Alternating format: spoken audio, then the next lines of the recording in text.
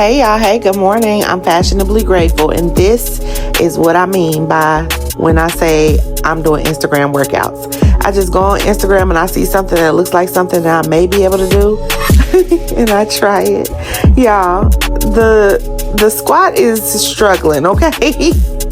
But I am having some knee issues. I am trying to put my knees on ice at night because my knees are struggling to actually bend. But this is what I mean by just following Instagram workouts. This is what I be trying to do. I'm doing it in a moderation because I have a long way to go. But guys, hopefully it motivates you to try.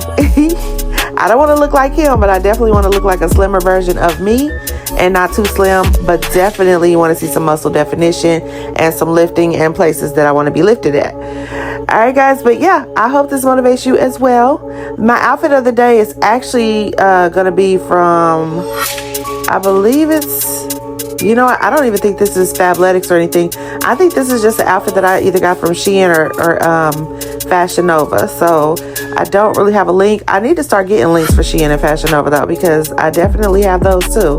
But I don't have it right now. This is something that I bought so long ago. But guys, I hope I motivate you to get you some steps in and move around and enjoy your day. Bye-bye.